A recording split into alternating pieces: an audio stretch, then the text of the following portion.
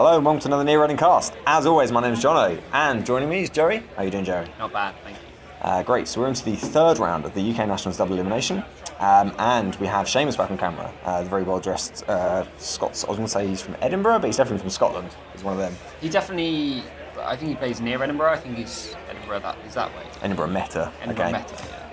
So he's come down to try and make us all look bad in England with our scruffy clothes. And in those scruffy clothes on the right hand side is Alex White, who actually commented. We do have a lot of very good scruffy look. Like I like to wear. I'm all about the hoodie as well and stuff. And then these Scots come down dressed in waistcoats, cufflinks, showing us up. I actually remember that Alex commented after this game that he felt like the scruffy runner against the incredibly well-dressed corporate corporation. Yeah, I like it. So anyway, we have Seamus playing his Blue Sun on the left, and Alex is playing his Kate on the right. So we have not yet seen Seamus's Blue Sun, although we did see Seamus in the first round of double elimination. We did see Alex's Kate during Swiss. So I don't know. What are the decisions to make here early on if you are Blue Sun, if you're Kate? What do you have to worry about? I feel like if you're Blue Sun... Get money and try and not die. Yeah, okay, yeah. So get money and try and kill them. You make a fair point. The economy is going to be important for Kate. So getting the money up, getting the prepaid down to start with. I feel like if you're... do you want to try and force reses? Maybe that's not that useful because it's Blue Sun. Yeah, it's not as useful against Blue Sun. I find playing against Blue Sun horrible because I'm so used to running recklessly just to make res. and trying to make them poor. It doesn't work. The money just stays there. It just comes back. Yeah. And especially when it's things like Caduceus that you don't want to be face checking. Yeah, that's right. It isn't that fun? So yes, as you say, a run in R&D and Seamus versus Caduceus, there was a strange pause as they were both waiting for the other person to do something. Alex had not noticed that he, with self-mod, was in a position to react, but he didn't. So he breaks his way through the traces and sees a restructure. And then into a lucky find. So he's trying to keep the economy up, trying to keep economically ahead. Seamus does pick up the Caduceus, and it kind of pays off because he can credit into the restructure. I guess that's why you do it. Credit restructure, put it back. Yeah, nice. Why not? Yeah. Or something else, perhaps. Or whatever. It's true, that's the bluffing game. I never got to play as Blue Sun. So I never actually really went into Blue Sun. But I feel like bluffing an ice wall and the next time it's a Janus or something would be hilarious. Sure. Did you make the cut again, John? Remind me? No, you didn't. I don't really play. I don't really play like that. Well. Yeah. No. So do we know what sort of Blue Sun this was? I mean the Blue Sun, what's it called? Adonis boot camp style deck wasn't as popular in the UK around this time. So I don't think. Now, okay, in universe we definitely don't know because I don't think there's been really any evidence yet. We've seen Jackson, that's the only splash.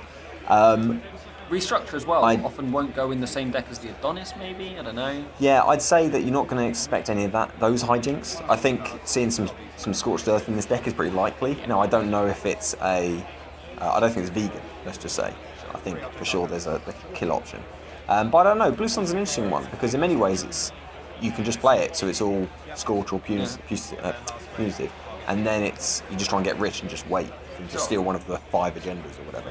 Yeah, there was that deck that was really popular in the UK around the regional time, the 6 agenda one with the punitives and the stupid 9 for 6.1 was in there a lot, government takeover. Punitive deck, so that's always something to be afraid of. So I don't think we know much yet based on what we've seen, but I'm pretty sure it is one of them. I'm pretty sure it's big agendas with punitives. Big agendas. Get rich, and if they come out, then if you're rich enough when you get the agenda, they're either too scared to steal it or too stupid to steal it. Sure. So it's you put them in a lose-lose situation where they don't steal it, you score out, and they do steal it, they get punitive.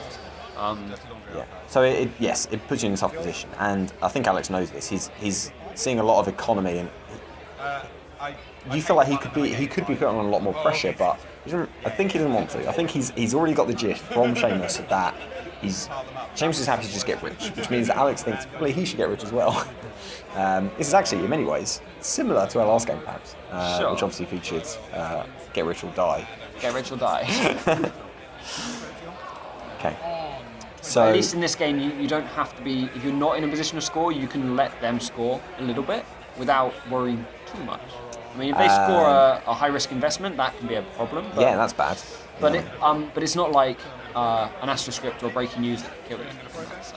Yeah, and the danger is that it's next turn nothing. So unlike mid-seasons where you can land a whole load of attacks and threaten for the next half dozen turns, you can't really do that. If the runner steals, let's say they've got a stacked Katie, if they steal a 3-point agenda and then just unload Katie and they're rich, if you can't kill them the next turn, then they're going to go away, and you've got to try and wait for the next one. And with such big agendas, that's tough. If you give up one agenda, government takeover becomes game, and it's somewhere in your deck, and you've got to manage that. But we assume there's still Scorched Earth in this deck as well. I don't know. I actually don't know if this has kind of Seesaw Scorch as well. I know there are some that do both sides of it. Sure. If you've got the economy, really maybe, yeah. I don't know. This may be less Seesaw and more. It has a kind of Glacier plan B instead of a Seesaw plan B. I see an Oversight in hand as well, so maybe he's gonna. Now he's got some big ice to res. I mean, Oversight is interesting because if you can use it on something good, then you can either make a load of money, or you can force the runner to become very poor. Unlike to see a David that's right. out of Alex. I think we've seen where his influence goes. Yes, like that's Clot, right. which is not going to be useful here unless he tries not to hostile takeover for the win or something. Yeah. So he does. He reses a curtain wall with nothing behind Oversight it. AI, yeah. So do you consider trashing it? You can. Yeah. So what's he going to get? Lady? Lady, I assume. I think it's got Lady rather than Corroding instead. 7 credits and 2 Lady counters, Lady, plus the cost of Lady. Yeah. Now this is a scoring window for Seamus now. So he plays it. Yeah. So he obviously runs and breaks and trashes. Now Alex specifically says that he jacks out after breaking. Of course, there's no option. So it ceases to exist. So it was not a successful run. Sure. But he does specifically make the point that it was not a successful run. So he's not going to get Seesaws. I remember playing Ian Reid in this exact situation where I ran through a piece of ice to destroy a curtain wall, and there was nothing behind it, and I was like, I am not making this successful. Yeah. No access. No access with no cars. That's right. I even have to ask, it's like, Seesaws does say successful run on it, doesn't it? Okay, just checking. You're kind of tipping your hand there a bit, yeah. Getting him to sip his anyway. So he does. So he's Alex has given up a fair amount of economy to deny. Well, has he? It's a swing. He paid 7 credits and got a Lady out, so maybe 11 credits, and then we get the instant advance. So we've got still an advance. Now it's still a single advance. So maybe if you're Alex, you think, okay, maybe it's 2-point agenda. In which case, it's not that big a deal if there's punitive off the back of it. He hasn't yet seen Kill Piece. He doesn't know what we know. I think he knows. Maybe he does. Well, worst case scenario here for Alex, that's Atlas, so he has to go. So he does go after it, that's right, and maybe that's what he's worried about. Okay, so he sees a Taurus. Now, a lot of people underrate Taurus, because the prepaid Kate deck at the time would have very poor Sentry support. It would have maybe a Sharpshooter, maybe a Deus Ex, or maybe a Mimic. So if it's a medium to high strength Sentry that is not also a Destroyer and not also a AP, then it's difficult to deal with. And Taurus is exactly one of those things, and it fits into the Blue Sun stereotype of trashing hardware pretty well. So he loses 1 piece. So Alex matches the trace, and he did. So Seamus paid 2 to boost the trace, but Alex matched it, so he trashed 1 thing. He trashed Cloneship as well. Was that an interesting choice? Yeah, I did the prepaid, I think. Maybe the Astrolabe, maybe not the Astrolabe actually, maybe the prepaid. I mean, the Cloneship gives him options to get stuff, so I guess that kind of makes sense. Sure. So the other Cloneship gets a Mimic, just breaks Caduceus and lets him in. Bit of an argument over how much they spent. I think everything's above board. And he shattered remains. Nice. You even said nice. Yeah. Taurus. So what do you trash now? Prepaid or Astrolabe? Yeah. So it's the Astrolabe, it turns out. Maybe prepaid. If there'd been a Plascrete, that's obviously, I feel like that's an obvious choice. There, yeah, that's an obvious choice. That's why that stuff's in there. But Astrolabe's pretty good. It means he can start creating remotes. I don't think Alex will be running a Plascrete. I can't see it. I think you, as Kate, use your money as your Plascrete. You try and add more money in instead.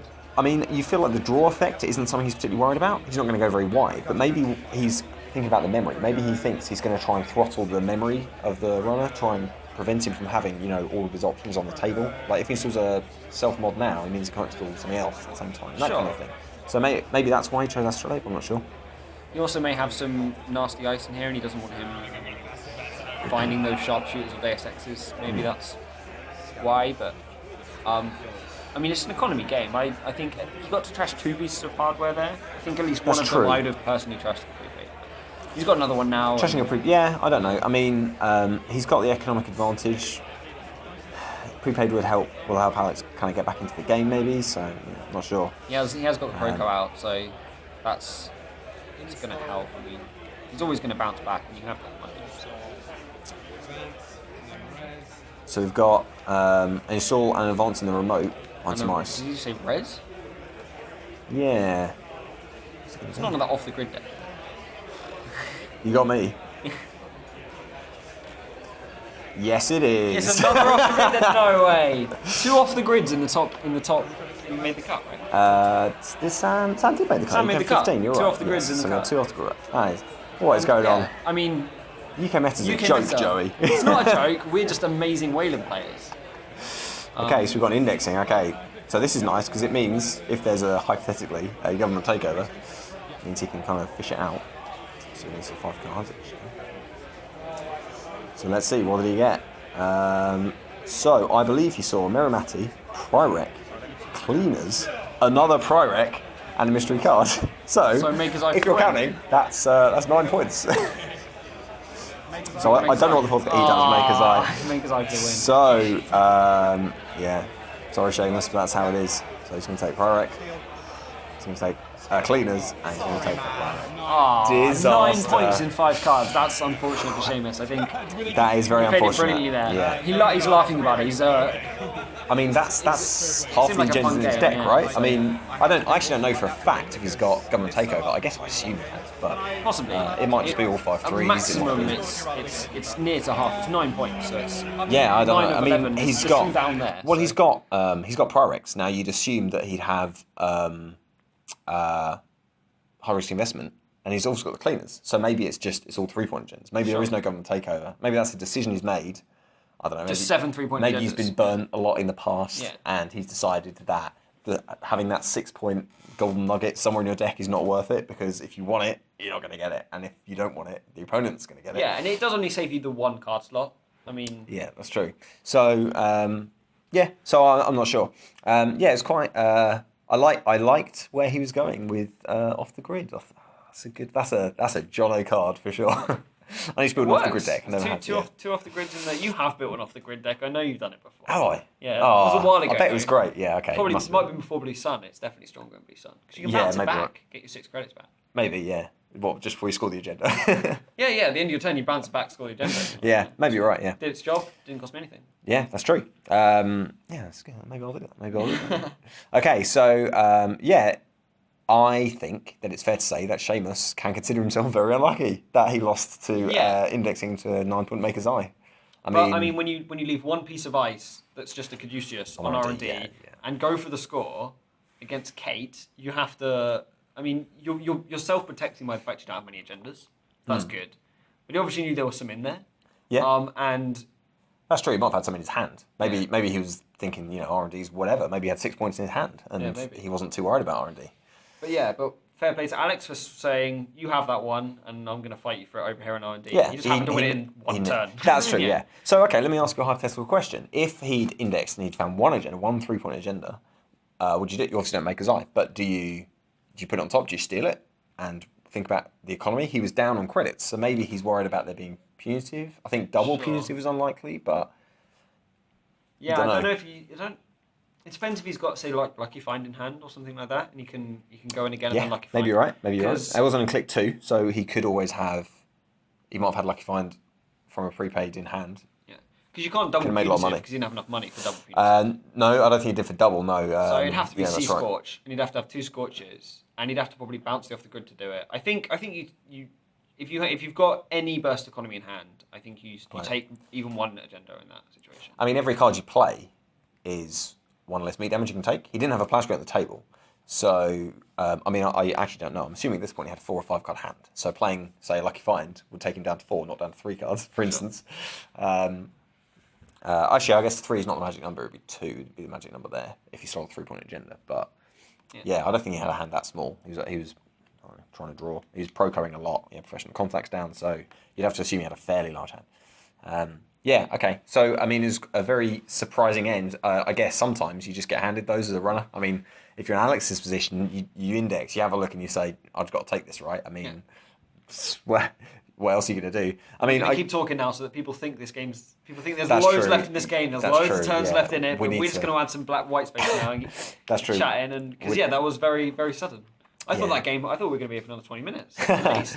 Yeah, I mean, Blue Sun, it looked like Kate was losing the economic battle and would need to kind of cement the position, and it looked like Blue Sun was kind of building out, quite though, nicely. So they could, would go into you're the right, levy you're and right. go into the long game and have a good shot in the long game. So yeah, they could definitely have gone the distance, but no, sometimes you get those 9 points in one access. Yes, you're right. So it is Alex White who remains in the winners bracket. So 2 left in the winners bracket. That's right, and Seamus drops to the losers bracket. So that meant playing it out for the winners bracket. It was Alex against Mark, who we saw in the previous game. Sure. We're not going to see that game. We're not. We're going to drop to the losers bracket. So who won that game? I guess I. Oh no, we might see one of them later on, won't we? Because they're going to drop down into the losers bracket and we'll see them. Yeah, So do you know what? Spoil it. I won't tell you Okay. until later on when it becomes relevant. I won't tell you now anyway. To be honest, I don't know why I'm trying to pretend like these are all spoilers. All We should be spoilers. really None careful. of you know. I'm sure none of you have any Everyone idea knows, who. especially everyone in the UK. But we're all there watching. so Alex, we were all there watching until like 1 or whatever it was. Yeah. So yes, Alex is going to play Mark in the winners bracket final or whatever it's supposed to be called. Winners bracket final is what you want me to call it, right? Yeah, winners bracket final is what I call it. Not winners Doesn't mean bracket I'm semi. right. Okay. The last 2 left in winners bracket are Alex Yes, and Mark, and that's they're right. playing, but we're not watching. We're going to drop to the losers bracket, and we're going to see a good friend, Tim Fowler. We're Fowler? both fans of Tim Fowler. Yeah, lovely guy. And he's going to play a man who's very famous in the UK for his netrunner, Quinton Smith. Quinton Smith. So this will be a good game to watch. Now, I obviously, I'm a fan of Quinn's from his work on Sharp Sit Down. Sure, yeah, great. So it was a pleasure to be able to meet him, fleeting though it was, because obviously he was busy with a game or whatever. Yeah, of making the cut to nationals. That's which I right, was yeah. super excited about. He was as excited he about should it. have been, because making the top 16 at nationals, not even top 16, we're up to top 8 now probably. That's right, yeah, we're down to only a few 6. less. But Tim is obviously an excellent player. Tim is an excellent player. Yeah, so we know that he's good. So have I had Tim? Oh, of course I've had Tim on camera before. I had the Oxford Store Championship. He knocked me out of Oxford Store Championship. That's right, and he I astro trains my Valencia. I insulted his play in every video he was in. Oh, sure, yeah. Yeah, he's messy. He's been neatening it up for He you has, yeah, exactly. that's right, yes. He knew he was on camera. He kept it neat. He did. Okay, so he's playing his runner deck. Now he's another Kate player. I think it's fair to say he's Kate. He just plays a lot of Kate, right? Sure, he's playing Max in a minute, but Oh, you're right. He's playing Max, and I have seen him play Max before. I think he got But sick of Kate. I feel like he's. Oh, okay. What, For some what reason, he I most identify- certainly is an NBN player. Well, you're right. That Yes. is not in question. He is an NBN player through and through. Like he is, so on the Astro train, it's insane. That's right, and he was playing NEH on the day, but unfortunately, we're not going to see that in the next game. We're going to see Kate, but we are going to see him play against Quinns. Now, you may know on the back of this game in which we showed off Wayland deck, which is very strong in the UK meta. Apparently, Quinns was playing a Gagarin deck, for which he has gained some acclaim. So we had at least a minimum 3 Blue Sun and a Gagarin. So that's at least a quarter of the top of the cup was Wayland. That's true. That's true. Yeah. There's no weak Wait, sides. there was 3 Blue Sun? Who was the other Blue Sun? It was Tagore, Tagore. Seamus. Was Tagore definitely Blue Sun on the day? I don't remember. He maybe might you're not right. have been, I don't actually. know. I just assumed he did. No, Yeah, he I was don't know. Blue Sun. He was for sure. Okay, Tagore, Seamus, and Quinns. and And Sam, And yeah. Sam, yeah. So all the Wayland. You're right, all the Wayland. So, yes, so we're going to see Tim plays Kate against Quinn's Gagarin. And that'll be quite an interesting game because Gagarin is something you don't often see. And I really deck's like quite famous Quinn's, as well I like now. Quinn's Yeah. Gagarin deck. Yeah, I guess like- it is famous, yeah. Quinn's tier 1.2. Wherever he's up to Gagarin now. deck, Yeah, he's updated recently to include Data and Destiny cards. Data and Destiny cards. So I think he stopped for a bit because that happens when you've been working on the D for ages. You're like, okay, I took it to a big tournament. I did Yeah. well. I can put this down now. I've done my job. I definitely Yeah, feel that's like he right. brought Gagarin into the limelight. I see them popping up all the time now on Octagon and stuff. he made Gagarin a deck. Yeah. And he shelved it for a bit, but with Date and Destiny, he's gonna try some. He was Gagarin before it was cool. Yeah. That's true to say. Right. Joey, I think we've done some good work padding out this video. We've padded out the video, so people won't surprise the 9-point turn. And if you stay to the end, then wow, good work. Okay, so we'll see you in the next video. I'm looking forward to it. Joey, thank you for helping me out with this video. See ya. And thank you, viewers, and we'll see you next time.